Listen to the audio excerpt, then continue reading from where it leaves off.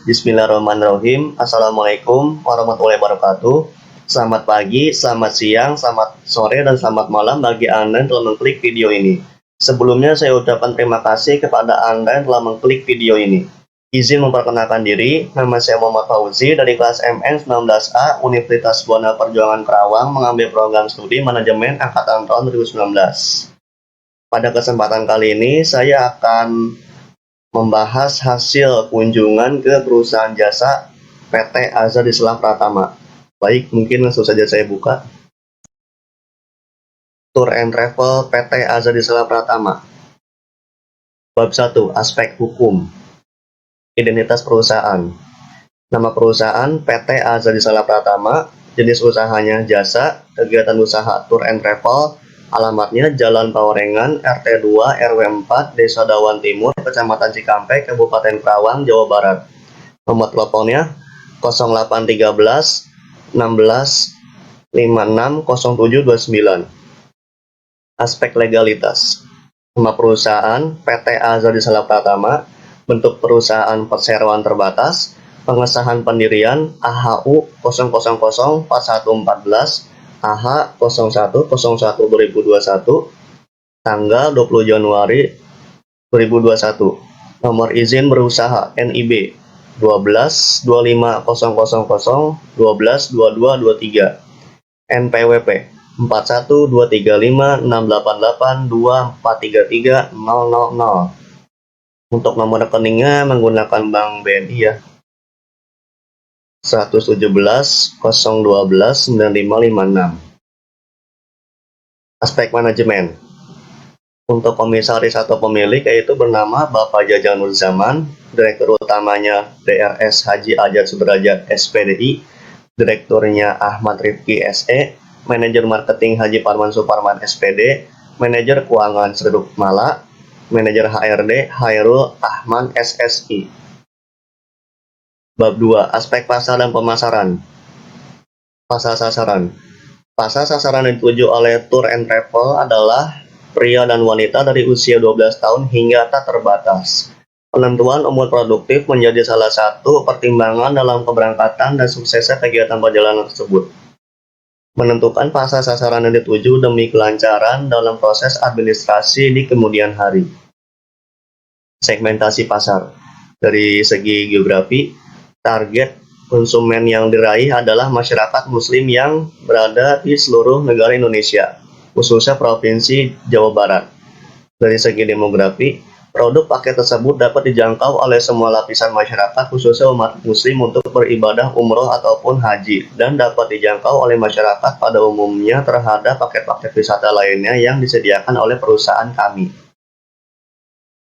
Dari segi psikologis, PT Azadi Selah Pratama membuat paket wisata untuk bisa dinikmati oleh segenap lapisan masyarakat dan disesuaikan dengan gaya hidup untuk refreshing dari kegiatan pekerjaannya sehari-hari.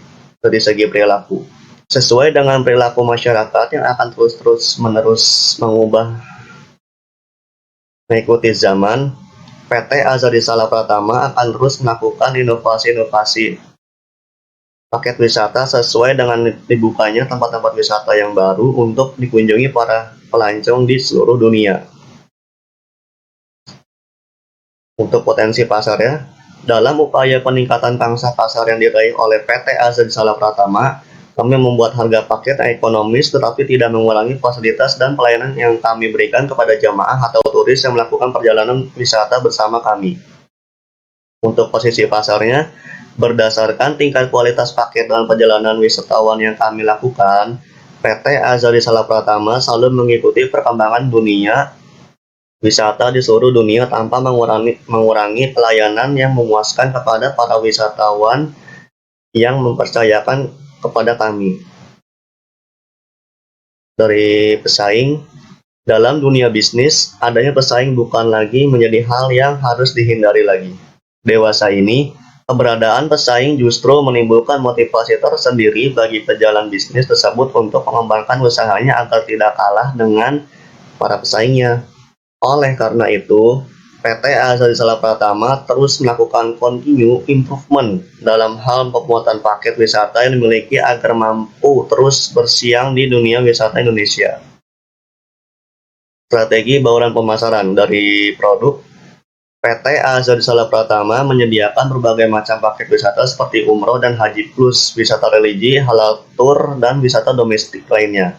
Untuk lokasinya, PT Azadi Salak Pratama memilih melakukan penjualan paket di wilayah Jawa Barat dan umumnya di seluruh Indonesia. Strategi bauran pemasaran. Harga. Penetapan harga disesuaikan dengan harga hotel, visa, tiket pesawat, perlengkapan, dan transportasi lainnya. Harga yang ditawarkan berkisar antara 24 juta hingga 32 juta sesuai dengan fasilitas kami diberikan kepada jamaah. Berikut adalah contoh berhitungan 10 kali perjalanan umroh sesuai dengan perhitungan cost plus pricing. Rumusnya harga pokok. VC tambah FC dibagi total sales. VC itu kepanjangannya variable cost, biaya variabel. Untuk FC fixed cost, biaya tetap. TS total sales. Diketahui VC-nya 24 juta, FC-nya 32 juta, TS-nya 10. Jadi harga pokoknya 24 juta ditambah 32 juta dibagi 10, hasil 5.600.000. Untuk minat jamaah, PT Azadi Salak Pratama melakukan beberapa promosi seperti promosi penjualan, memberikan potongan harga jika jamaah lebih dari 10 orang secara bersamaan, pemasaran interaktif. PT Azadi Salak Pratama juga menggunakan komunikasi pemasaran interaktif dengan menggunakan berbagai macam media online seperti Facebook, Instagram, web, dan media banner. Pemasaran dari mulut ke mulut. PT Azadi Salak Pratama bukanlah bisnis tour and travel yang besar, karena seringnya iklan di TV, melainkan salah satu lembaga yang namanya besar karena proses pemasaran dari mulut ke mulut. PT Azadi Salak Pratama dapat memberikan pelayanan jasa yang memuaskan jamaah, sehingga jamaah satu dengan yang lainnya bisa saling menyebarkan informasi mengenai paket yang kami siapkan. Bab 3. Aspek teknis dan produksi. Cakupan produksi. Untuk mendapat kualitas harga paket yang bagus, maka pemilihan pesawat dan hotel menjadi salah satu hal yang harus diperhatikan. Karena seperti yang kita ketahui bahwa ada beberapa maskapai seperti Garuda Indonesia, Saudi Airlines, Malaysia Airlines, Turkish Airlines, dan lain-lainnya, sedangkan hotel seperti hotel bintang 3, bintang 4, dan bintang 5. Selain pemilihan maskapai yang berkualitas, hal lain yang harus diperhatikan adalah dalam pemilihan hotel tidak terlalu jauh dari Masjid Nabawi di Madinah dan tidak terlalu jauh dari Masjidil Haram di Mekah. Untuk kebutuhan teknisnya ada cabang, jamaah, perlengkapan. Untuk cabangnya sendiri ada di Tasikmalaya, di Subang, Bekasi, Karawang, Kuningan, Garut. Untuk jamaah Tasikmalaya berjumlah 9. Untuk cabang Subang memiliki 6 jamaah, untuk cabang Bekasi belum ada sama sekali, untuk cabang Karawang 24 jamaah, untuk cabang Kuningan belum ada sama sekali, untuk cabang Garut berjumlah 3 jamaah. Untuk perlengkapan di Tasikmalaya ada 20, di Subang ada 10, di Bekasi ada 5, di Karawang ada 100, di Kuningan ada 10, di Garut ada 20. Berdasarkan hasil value, maka lokasi yang tertinggi dipilih yaitu daerah Karawang dengan total jamaah 24. Untuk selanjutnya, bangunan atau gedung. Perusahaan PT Azadi Salak Pratama membeli sebuah bangunan berjenis ruko yang luasnya 150 meter persegi. Dikarenakan perusahaan PT Azadi Salak Pratama berlantai 2, maka luas keseluruhan bangunan adalah 300 meter persegi. Untuk peralatan kantor, ada komputer, laptop, printer, televisi, mesin ID card. Perlengkapan jamaah, koper ada 24, koper ada 20, tas paspor, tas sepatu atau sandal, kain batik, kain ihram, mukena, ikat pinggang atau sabuk, buku panduan. Kebutuhan tenaga kerja. Ada 7 orang tenaga kerja yang dimiliki oleh PT Azadi Salak Pratama. 4 orang sebagai direksi, 1 orang kerja sebagai resepsionis, 1 orang sebagai administrasi, dan 1 orang sebagai office boy. Untuk tata letak kantornya seperti ini ya. Di tengah ada ruang tamu, di sebelah kiri pojok atas ada musola, sebelah kanan pojok atas ada resepsionis, di sebelah kiri pojok bawah ada toilet, di sebelah pojok kanan bawah ada ruang perlengkapan jamaah. Kebutuhan modal, keterangan, bangunan gedung berjumlah 70 juta, kendaraan berjumlah 80 juta, perlengkapan kantor berjumlah 105 juta, peralatan kantor berjumlah 25 juta, dan yang lain-lainnya berjumlah 20 juta. Totalnya semua 300 juta rupiah. Bab 4. Aspek finansial. Biaya kebutuhan investasi. Yang pertama adalah biaya pra-investasi. A. Biaya pembuatan kantor berjumlah 800 juta rupiah. B. Biaya pengurusan izin-izin berjumlah 200 juta rupiah. Total biaya semuanya 1 miliar rupiah. Biaya aktiva tetap. A. Aktiva tetap terwujud. Untuk bangunan berjumlah 70 juta, kendaraan 80 juta, peralatan 25 juta, perlengkapan 105 juta. Total biaya semuanya Rp 280 juta rupiah. B. Aktiva tetap tidak terwujud. Yang pertama adalah logo perusahaan berjumlah 20 juta rupiah, total investasi berjumlah 300 juta rupiah. Seperti yang kalian lihat, ada biaya operasional, nama biaya perlengkapan, total per bulannya 60 juta, total per tahunnya 710 juta. Untuk biaya tenaga kerja ada resepsionis berjumlah 1 orang dengan total per bulan 2.500.000, total per tahun 30 juta.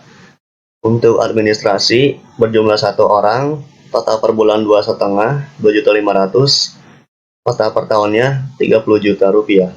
Untuk office boy berjumlah 1 orang, total per bulannya 1.500.000, total per tahunnya 18 juta.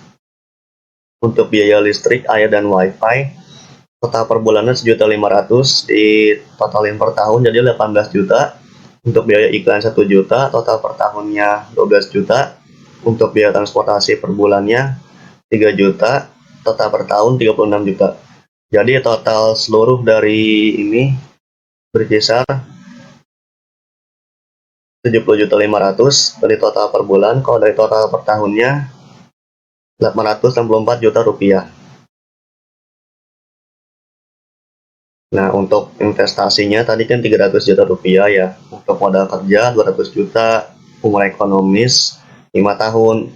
Penyusutan rumusnya investasi dikurangi modal kerja dibagi umur ekonomis. Jadi penyusutannya 370 juta dikurang 200 juta dibagi 5 tahun sama dengan 20 juta rupiah. Untuk arus kasnya seperti yang kalian lihat ya, seperti ini. Jadi setiap tahunnya ada peningkatan ya. Jadi jumlahnya yang IAT 385 juta, kas bersih proses 485 juta, dan EPI kas bersihnya berjumlah 301.645 juta rupiah. Penilaian kelayakan investasi seperti kalian lihat ya, seperti ini.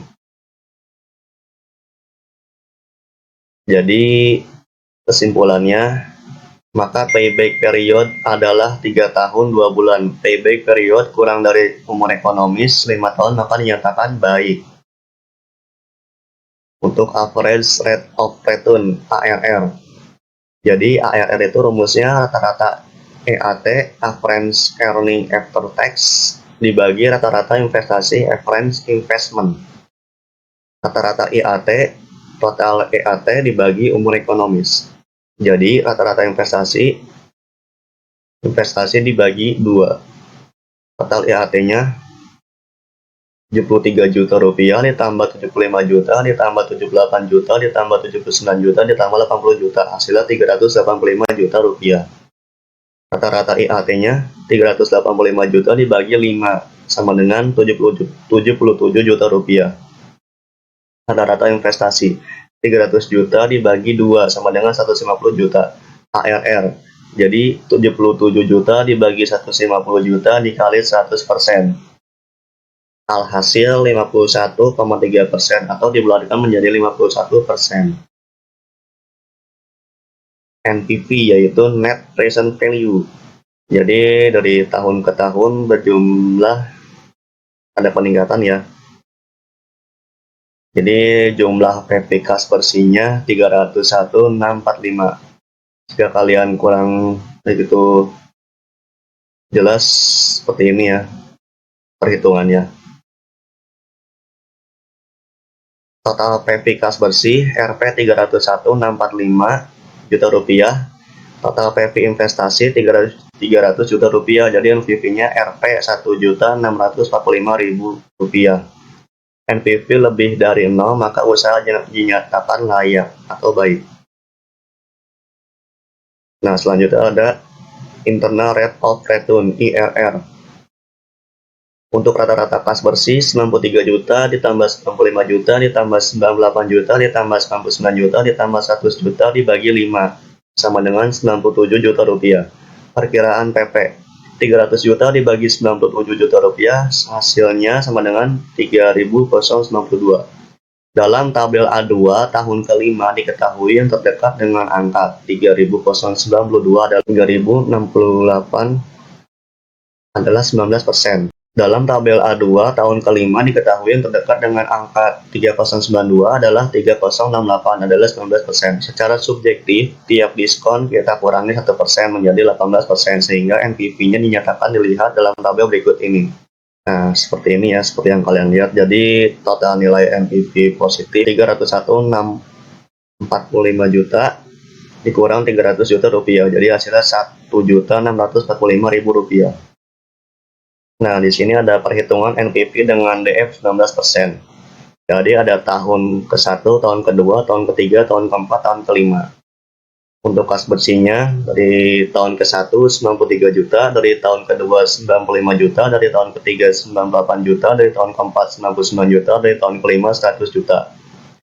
Untuk DF 19%-nya tahun ke-1 0840, yang tahun ke-2 0706, tahun ketiga 0503, tahun ke-4 0499, tahun kelima 0419.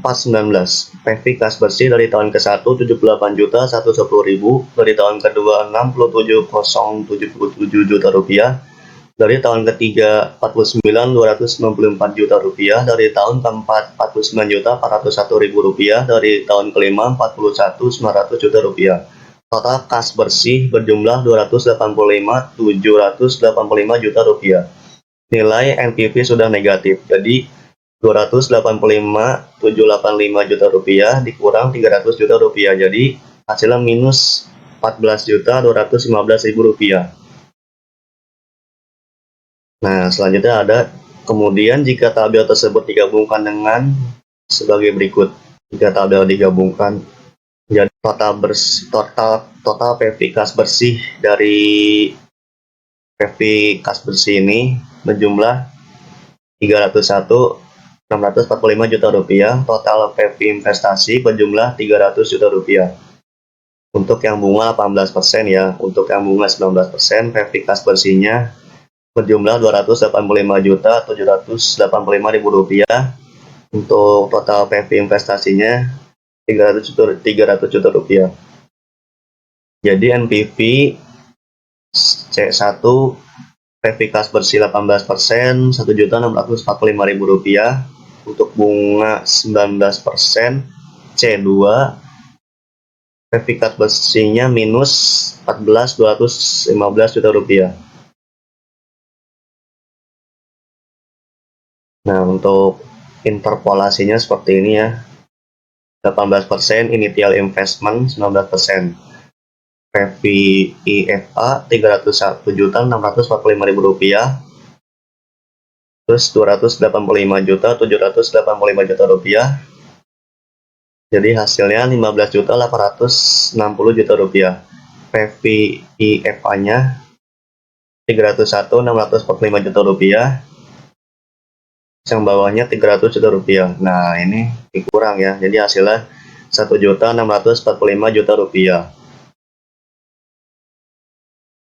Jadi IRR I1 ditambah NPV1 dibagi NPV1 ditambah NPV2 dikali kurung buka I1 dikurang I2 kurung tutup IRR 18 ditambah Rp1.645.000 dibagi Rp15.860.000 dikali 1%. IRR 18 ditambah 0,104% sama dengan 18.104 dibulatkan menjadi 18,1%. Jadi rumus profitability index seperti yang kalian lihat ya. PV kas bersih dibagi PV investasi dikali 100%. Jika kas bersih berbeda setiap tahunnya, maka mencari PI adalah sebagai berikut. Jadi PI-nya Rp301.645.000 dibagi 300 juta dikali 100% sama dengan hasilnya 1 kali. PI lebih besar dari 1 maka diterima atau baik. Kesimpulan dari aspek keuangan. Kesimpulan dari perhitungan di atas untuk kasus kas bersih yang berbeda setiap tahunnya dapat dilihat dari tabel berikut. Nah, untuk alat ukur payback period PP, hasil pengukuran 3 tahun 2 bulan, hasil pengukuran 5 tahun, keterangan baik. Average rate of return ARR, hasil pengukuran 51%, hasil pengukuran 50%, keterangannya baik. NPV, net present value, hasil pengukuran Rp 1.645.000, hasil pengukuran Rp 100 juta rupiah. Keterangannya baik. IRR, internal rate of return, IRR. Jadi hasil pengukuran 18,1%, hasil pengukuran 24%, keterangannya baik.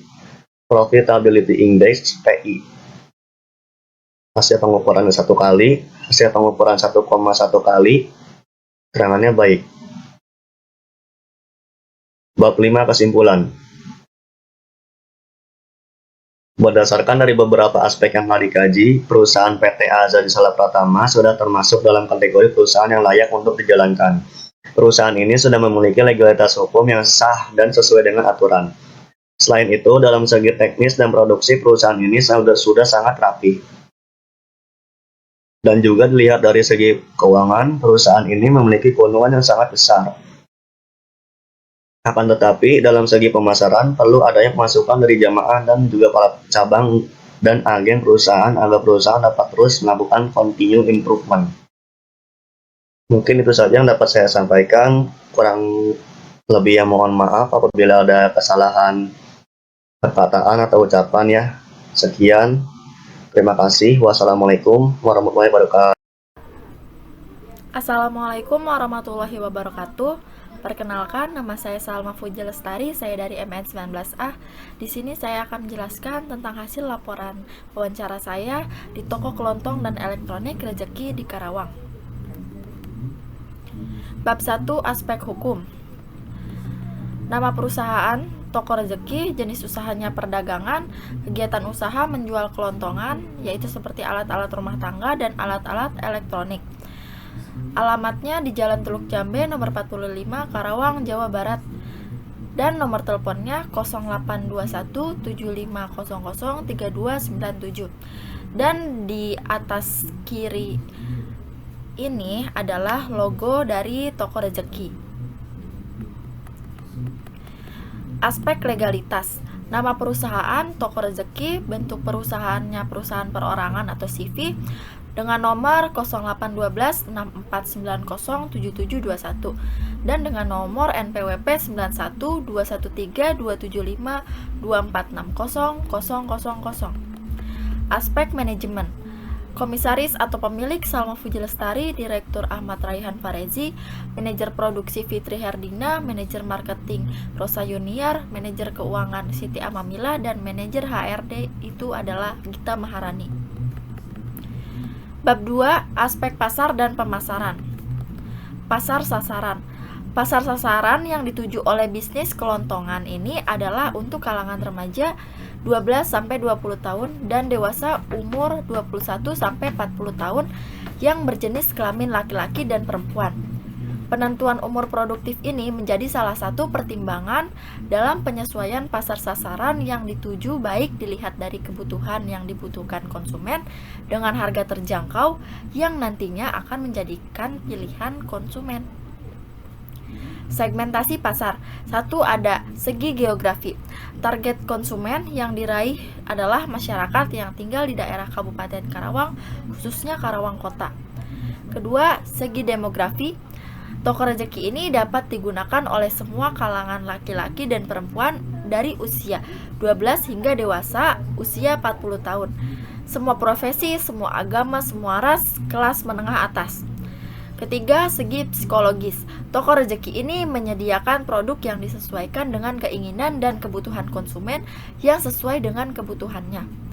4. Segi perilaku. Sesuai dengan perilaku masyarakat yang akan terus berubah mengikuti zaman, toko rezeki ini akan terus memberikan pelayanan terhadap barang-barang terbaru dan ter-up to date yang diinginkan menyesuaikan dengan keinginan konsumen yang akan terus berubah-ubah guna mengedepankan kualitas dan kepuasan konsumen. Potensi pasar. Dalam upaya peningkatan pangsa pasar yang diraih oleh toko rezeki ini, perusahaan mencoba untuk meningkatkan kualitas pelayanan dan kualitas produk yang dijual. Perusahaan juga melakukan berbagai macam promosi dan analisa pelaku konsumen agar mendapatkan konsumen tetap dan dapat memuaskan konsumen. Strategi pemasaran. Yang pertama ada produk. Toko rezeki menyediakan berbagai macam produk, tidak hanya alat-alat rumah tangga saja. Ada juga lampu, saklar, kabel, dan alat elektronik yang lainnya, yang tentu saja berkualitas dengan tujuan agar produk yang dipasarkan memiliki kualitas barang yang baik dan dapat memuaskan konsumen. Yang kedua ada lokasi. Toko rezeki ini berada di lokasi yang dekat dengan pusat kota dan letaknya strategis dan mudah dijangkau. Dapat dilalui angkutan umum, dekat dengan pasar dan kampus, begitu juga dekat dengan perumahan masyarakat. Yang ketiga, strategi bauran pemasaran itu ada dari harga. Penetapan harga disesuaikan berdasarkan jenis dan jumlah produk yang dipilih oleh konsumen. Harga yang ditawarkan berkisar dari mulai harga 50.000 sampai dengan 100.000 sesuai kualitas barang dan model yang diinginkan. Berikut adalah contoh perhitungan 50 pieces lampu sesuai dengan perhitungan cost plus pricing. Dengan rumus harga pokok sama dengan VC tambah FC dibagi total sales. Diketahui VC 50.000, FC 100.000, total sales 50 pieces, maka harga pokok 50.000 ditambah 100.000 dibagi 50 pieces dengan total 52.000 per pieces.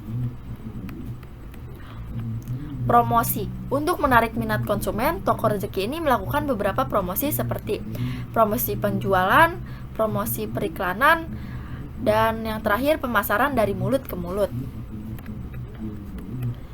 Bab 3. Aspek sosial dan ekonomi. Dampak usaha. Yang pertama, aspek sosial itu bagi masyarakat. Dampak positifnya, masyarakat menjadi mengetahui alat-alat rumah tangga yang mengikuti tren masa kini karena banyak alat-alat rumah tangga yang lebih canggih. Untuk dampak negatifnya dapat menimbulkan kegaduhan akibat ramainya pengunjung yang datang ke usaha kami. Yang kedua, aspek ekonomi bagi masyarakat. Dampak positifnya, dengan adanya toko rezeki ini akan munculnya usaha-usaha kecil seperti warung-warung di sekitar tempat usaha toko rezeki tersebut karena keramaian yang ditimbulkan dan menciptakan lahan parkir untuk warga setempat. Hal ini dapat meningkatkan pendapatan bagi masyarakat setempat. Dampak negatifnya, dengan adanya usaha ini mengakibatkan usaha-usaha di pasar atau usaha yang berkeliling menjadi sepi peminat. Bab 4. Aspek teknologi dan teknis.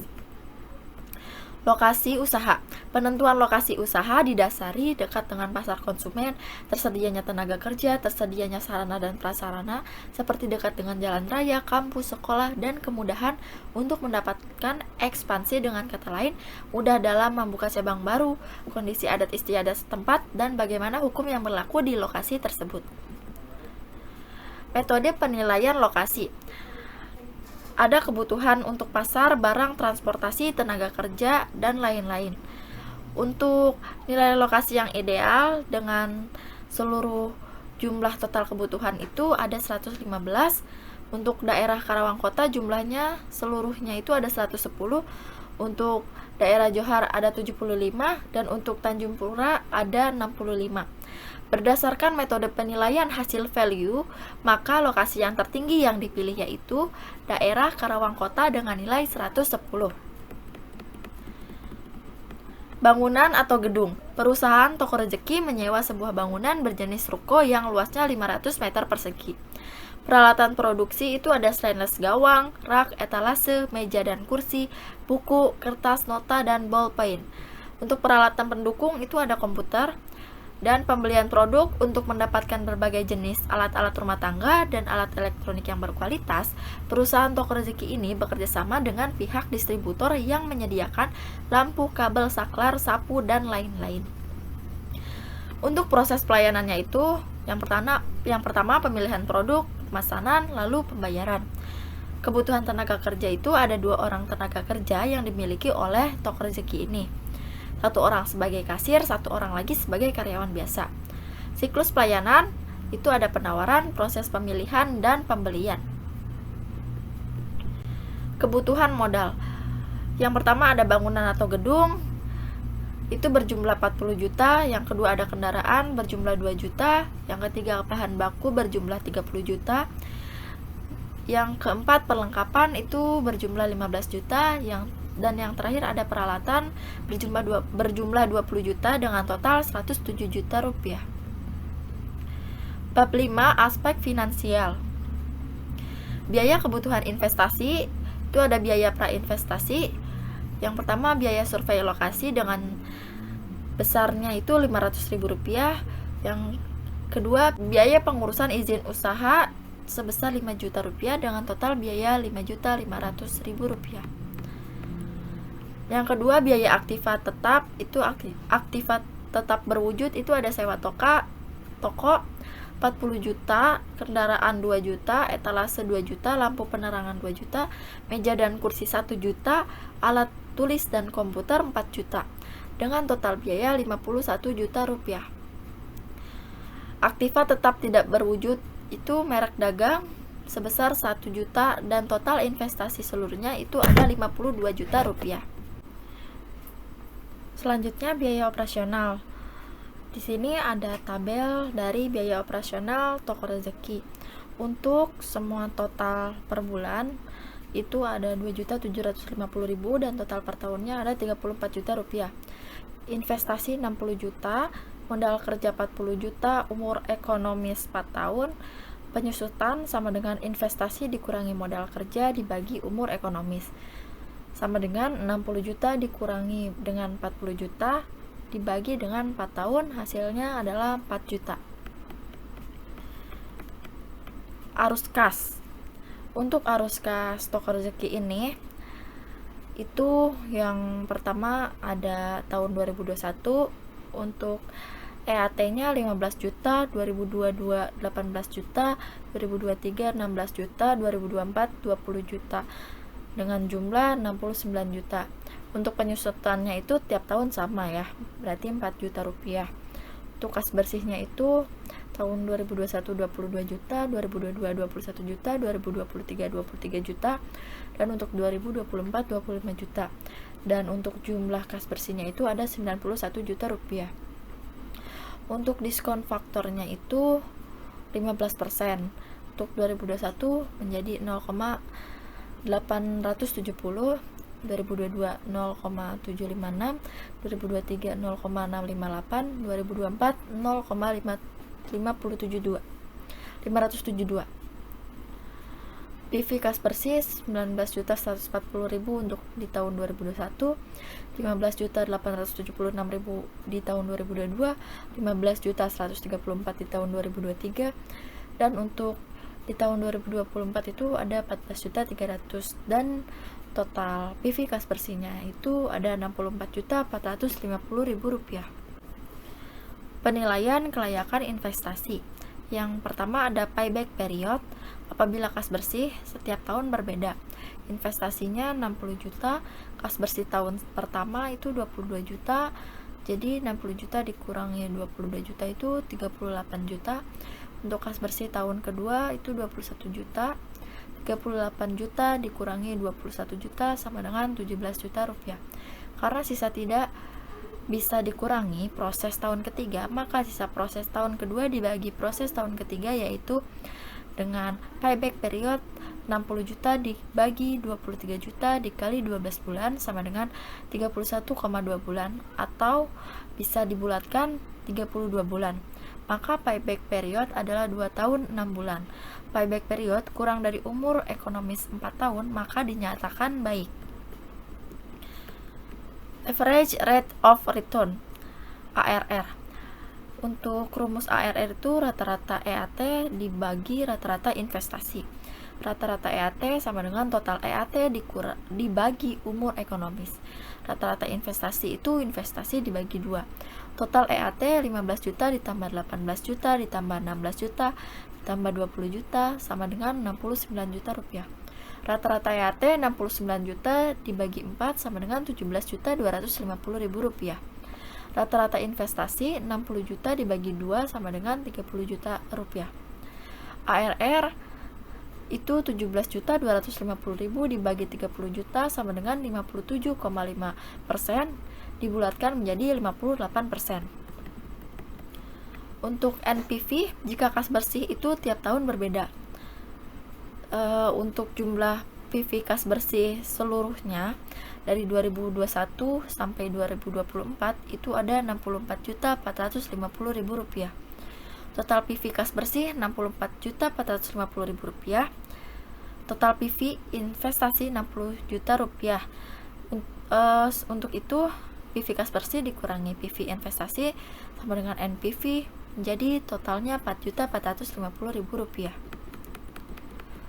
IRR atau internal rate of return, rata-rata kas bersih 22 juta ditambah 21 juta ditambah 23 juta ditambah 25 juta dan dibagi 4 sama dengan 22.750.000 rupiah. Untuk perkiraan payback period 60 juta dibagi 22.750.000 sama dengan 2,637. Dalam tabel A2 tahun keempat diketahui yang terdekat dengan angka 2637 adalah 2,644, yaitu 16%. Secara subjektif, tiap diskon kita kurangi 1% menjadi 15%, sehingga NPV yang dapat dilihat dalam tabel berikut untuk perhitungan NPV dengan DF 15%. Untuk total PV kas bersihnya itu 64.450.000, dan ini adalah tabel perhitungan NPV dengan DF 15%. Nilai NPV positif 64.450.000 dikurang 60 juta rupiah sama dengan 4.450.000 rupiah. Perhitungan NPV dengan DF 16%. Total PV kas bersihnya yaitu 63.110.000 rupiah. Ini adalah tabel perhitungan NPV dengan DF 16%. Nilai NPV sudah negatif yaitu 63.110.000 rupiah dikurangi 60 juta rupiah sama dengan 3.110.000 rupiah. Kemudian jika tabel tersebut digabungkan yaitu sebagai berikut. Ini adalah tabel penggabungan NPV dengan bunga 15% dan bunga 16%. Untuk total PV kas bersih di bunga 15% itu ada 64.450.000 rupiah. Untuk total PV investasinya 60 juta rupiah. Dan untuk total PV kas bersih di bunga 16% itu ada 63.110.000 rupiah. Total PV investasi di bunga 16% itu ada 60 juta rupiah. NPV total bunga 15% itu menjadi 4.450.000 rupiah dan NPV bunga 16% menjadi 3.110.000 rupiah. Selanjutnya untuk interpolasi 15% itu 64.450. Initial investment itu 63.110.000 rupiah. Jadi dikurangi itu interpolasi dikurangi initial investment itu menjadi 1.340.000 rupiah.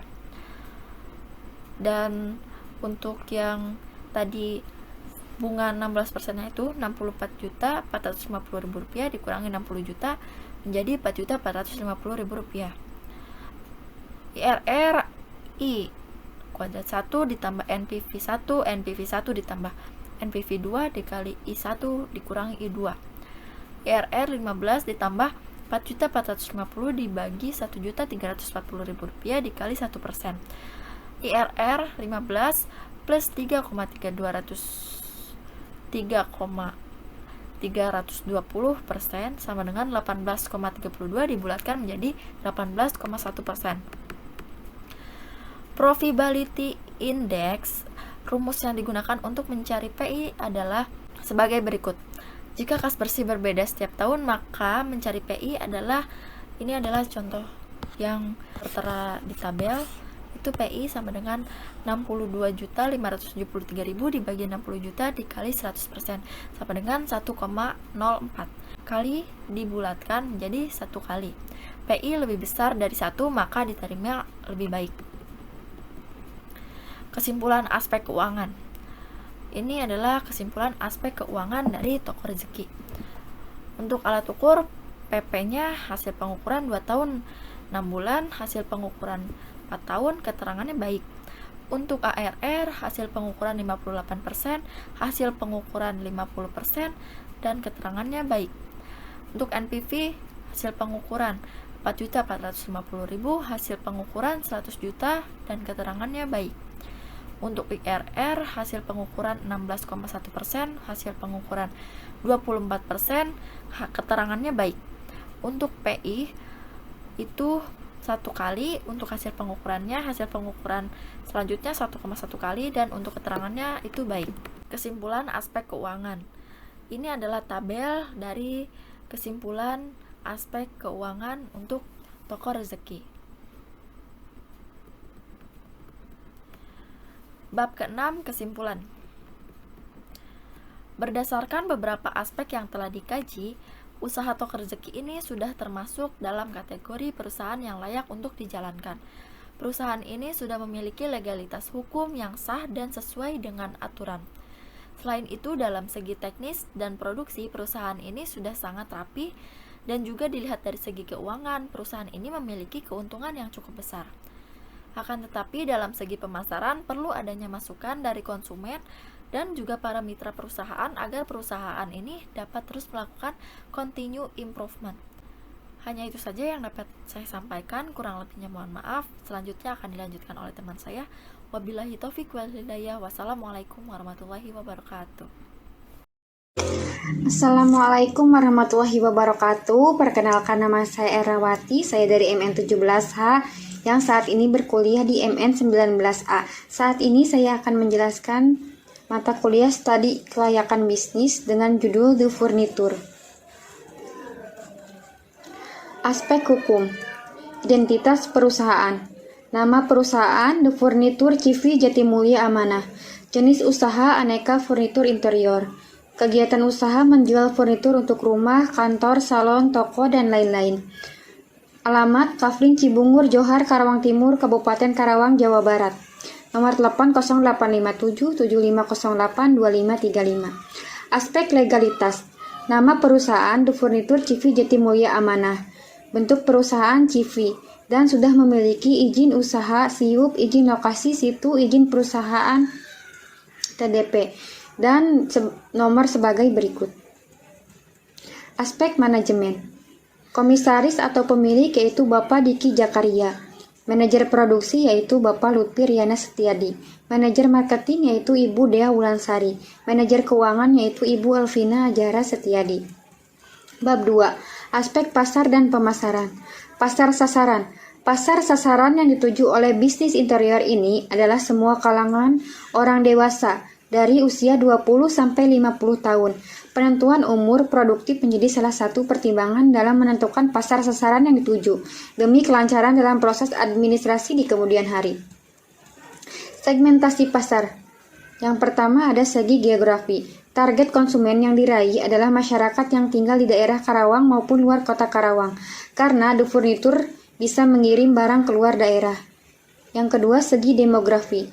Produk furnitur ini dapat dibeli oleh semua gender usia 20-50 tahun, semua agama, semua profesi, semua ras penduduk kelas menengah ke atas. Segi psikologis, The Furniture menjual produk yang disesuaikan dengan kebutuhan dan keinginannya konsumen dengan kelas dengan gaya hidupnya masing-masing. Segi perilaku, sesuai dengan perilaku masyarakat yang akan terus berubah mengikuti zaman, The Furniture akan terus melakukan inovasi-inovasi produk menyesuaikan dengan tren masa kini dan keinginan konsumen yang akan terus-menerus berubah. Potensi pasar. Dalam upaya peningkatan pangsa pasar yang diraih oleh The Furniture, perusahaan mencoba untuk meningkatkan kualitas pelayanan dan kualitas produk yang dijual. Perusahaan juga melakukan berbagai macam promosi dan analisa perilaku konsumen agar mendapatkan konsumen tetap dan memuaskan konsumen. Posisi pasar. Berdasarkan tingkat kualitas produk interior dan bahan yang digunakan, The Furniture berada dalam tingkat produk kelas menengah ke atas. Harga yang ditawarkan pun relatif, ada yang murah, ada pun yang mahal, karena menyesuaikan kualitas bahan dan merek yang dipilih agar memuaskan konsumen. Pesaing. Dalam dunia bisnis, adanya pesaing bukan lagi menjadi hal yang harus dihindari lagi. Dewasa ini, keberadaan pesaing justru menimbulkan motivasi tersendiri bagi penjualan bisnis tersebut untuk mengembangkan usahanya agar tidak kalah dengan para pesaingnya. Oleh karena itu, The Furniture terus melakukan continuous improvement demi menjaga kualitas produk yang dimiliki agar mampu terus bersaing di pasaran. Adapun pesaingnya sebagai berikut. Yang pertama, Karisma Furniture. Yang kedua, Olympic Furniture. Yang ketiga, Toko Cahaya Furniture. Strategi bauran pemasaran. Yang pertama, produk. The Furniture menyediakan berbagai macam jenis interior sesuai request pelanggan seperti sofa, kitchen set, rak TV, lemari, dan lain-lain. Dari bahan best price dan best quality, dengan merek yang berkualitas seperti Multiplex, Meranti, dan Jati, dan diproduksi dengan berbagai macam bentuk model. Pemilihan berbagai macam merek yang berkualitas ini bertujuan agar produk memiliki kualitas yang baik dan dapat memuaskan konsumen. Lokasi. The Furniture memilih melakukan penjualan di daerah Kafling, Cibungur, Johar yang berada di kota, dilalui angkutan umum, mudah dijangkau, dekat dengan berbagai macam ruang publik kota. Strategi bauran pemasaran. Penetapan harga disesuaikan berdasarkan jenis merek interior yang dipilih oleh konsumen. Harga yang ditawarkan berkisar antara 500.000 sampai puluhan juta, sesuai kualitas merek yang dipilihnya. Berikut adalah contoh perhitungan satu unit lemari sesuai dengan perhitungan cost plus pricing. Rumus, harga pokok sama dengan VC ditambah FC dibagi total sales. Diketahui VC sama dengan 500.000, FC 50 juta, THS 50, maka harga pokok 500.000 ditambah 50 juta dibagi 50 sama dengan 1.500.000 per unit. Promosi. Untuk menarik minat konsumen, The Furniture melakukan beberapa promosi seperti promosi penjualan, memberikan potongan harga atau diskon jika konsumen membeli satu set furnitur atau membeli paket serahan menikah. Pemasaran interaktif. The Furniture juga menggunakan komunikasi pemasaran interaktif dengan menggunakan berbagai macam media online seperti Facebook, Instagram, dan e-commerce seperti Shopee, Lazada, dan lain-lain. Pemasaran dari mulut ke mulut. The Furniture bukanlah bisnis interior yang besar karena seringnya iklan di TV, melainkan salah satu lembaga yang namanya besar. Karena proses pemasaran dari mulut ke mulut, The Furniture dapat memberikan pelayanan yang memuaskan konsumen, sehingga konsumen satu dengan yang lainnya bisa saling menyebarkan informasi mengenai produk yang kami jual. Aspek teknis dan produksi. Cakupan produksi. Untuk mendapatkan kualitas produk interior yang bagus, maka pemilihan jenis bahan, desain, atau kualitas menjadi salah satu hal yang harus diperhatikan. Karena seperti yang sudah kita ketahui, bahwa ada berbagai macam jenis bahan baku yang kualitasnya sudah tidak diragukan lagi, seperti Meranti, Jati, dan lain-lain. Selain pemilihan bahan baku yang berkualitas, hal lain yang harus diperhatikan adalah cara membuat desain atau memilih desain itu sendiri. Maka dari itu, dipilihlah orang-orang yang berpengalaman di bidangnya untuk menghindari loss quality control atau produk cacat. Kebutuhan teknis sendiri. Kebutuhan pasar, nilai lokasi yang ideal 40. Cibungur nilainya 30, Margasari 20, Pasar Kosambi 20. Bahan baku, nilai lokasi yang idealnya 30. Cibungur 15, Margasari 20, Pasar Kosambi 20. Transportasi, nilai lokasi yang ideal yaitu 15. Cibungur 15, Margasari 10, Pasar Kosambi 5. Tenaga kerja, nilai lokasi yang ideal 10, Cibungur 5, Margasari 4, Pasar Kosambi 6. Dan lainnya, nilai yang lokasi yang ideal 5, Cibungur 5, Margasari 4, Pasar Kosambi 2. Yaitu jumlah nilai lokasi yang ideal 100, Cibungur 70, Margasari 58, Pasar Kosambi 53. Berdasarkan metode penilaian hasil value, maka lokasi yang tertinggi yang dipilih yaitu daerah Cibungur dengan nilai 70. Bangunan atau gedung. CV de Furniture membeli sebuah bangunan berjenis ruko yang luasnya 250 meter kuadrat. Dikarenakan CV de Furniture membeli dua ruko yang posisinya bersebelahan, maka luas keseluruhan bangunan adalah 500 meter kuadrat. Peralatan produksi, sander mesin, table saw, drilling mesin, block plan, air kompresor. Peralatan produksi pendukung, trimmer mesin, spray gun, gerindra. Peralatan produksi pendukung lainnya, bahan baku utama. Bahan baku utama yang digunakan adalah berbagai jenis kayu meranti yang berkualitas, merek di dalam negeri maupun luar negeri.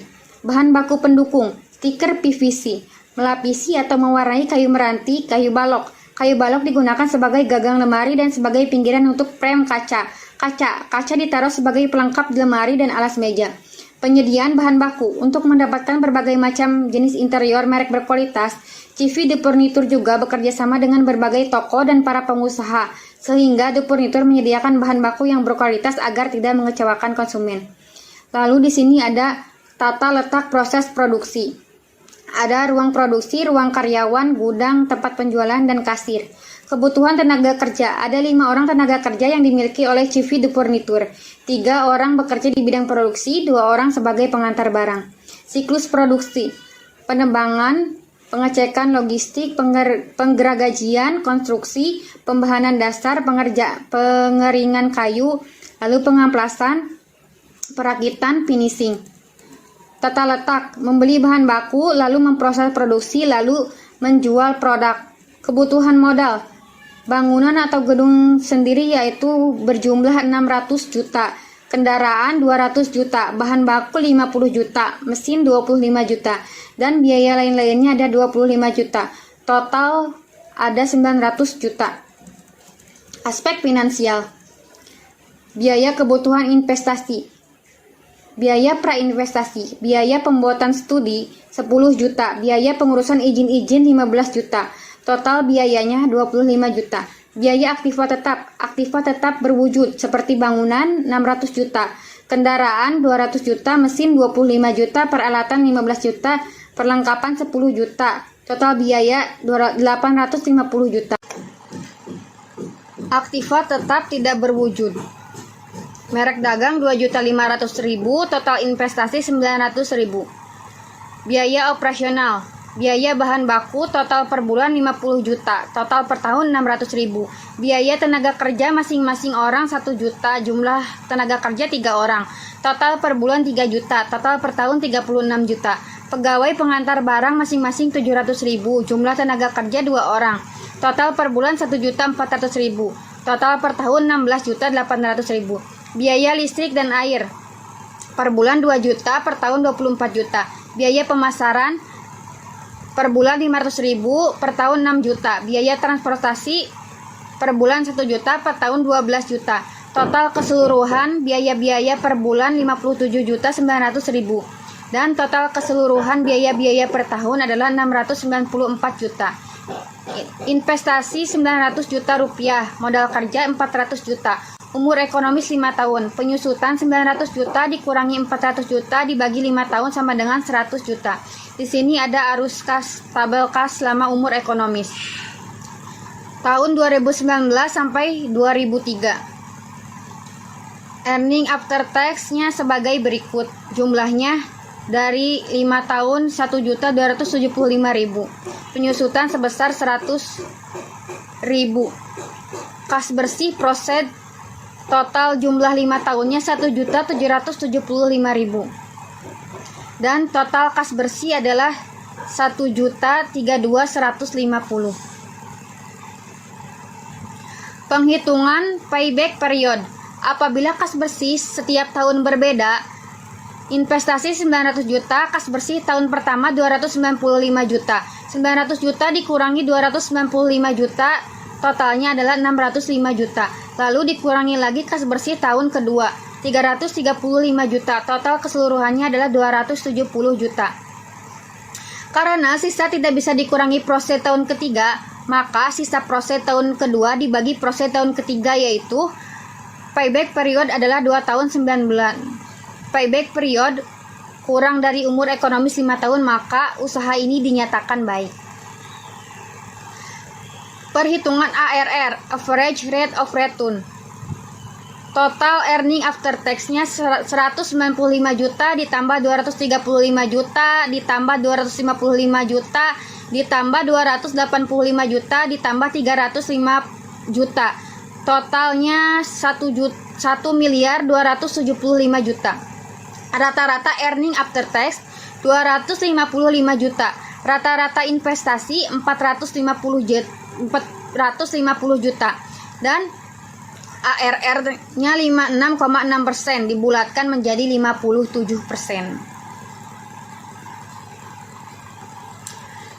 Dan perhitungan net present value tahun 2019 sampai tahun 2003. Jumlah PV kas bersih 1 miliar 32 juta 150 ribu. Dikurangi total investasi 900 juta. Jadi NPV-nya 132 juta 150 ribu. NPV lebih dari 0, maka usaha ini dinyatakan layak atau baik. IRR rata-rata kas bersih 355 juta. Perkiraan PP 2535. Dalam tabel A2 tahun ketiga diketahui yang terdekat dengan angka 2535 adalah 24%. Perhitungan NPV apabila DF 21%. Total PV kas bersih adalah 684.034. Nilai NPV sudah negatif. 684.034 dikurangi 700 juta, yaitu minus 15.966.000. Kemudian jika tabel tersebut digabungkan sebagai berikut. Total keseluruhan PV kas bersih adalah 260. Total PV investasi adalah 700.000. Total PV kas bersih 684.034 dan total PV investasi 700.000.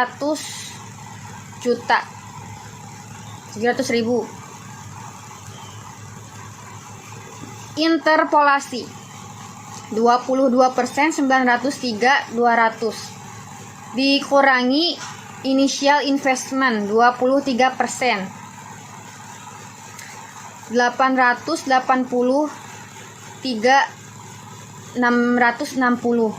dan dikurangi lagi 900.000, maka totalnya 3.200. IRR 22 tambah 0,163% sama dengan 22163 dibulatkan menjadi 22,2%. Profitability Index, rumus yang digunakan untuk mencari PI sebagai berikut. Sigma PV kas bersih dibagi sigma PV investasi dikali 100%. PI-nya berarti 1.032.150.000 dibagi 900 juta dikali 100% sama dengan 1,14 dibulatkan menjadi 1,1 kali. PI lebih besar dari 1, maka perusahaan bisa diterima dengan baik. Kesimpulan aspek keuangan. Alat ukur. Yang pertama, payback periode. Hasil pengukuran 2 tahun 9 bulan. Keterangan baik. Yang kedua, average rate of return 57%, keterangan baik. Dan yang ketiga ada net present value 132.150.000, keterangan baik. Yang keempat ada internal rate of return 22,2%, keterangan baik. Profitability index 1,1 kali, keterangannya baik.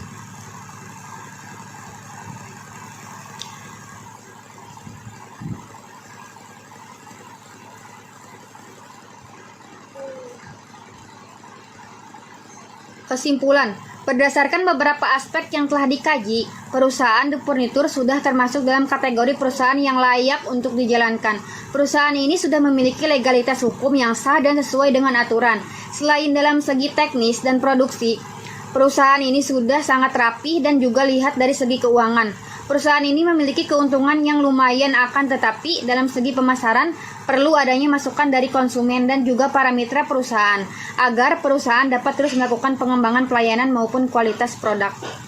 Sekian dari saya, terima kasih. Wassalamualaikum warahmatullahi wabarakatuh.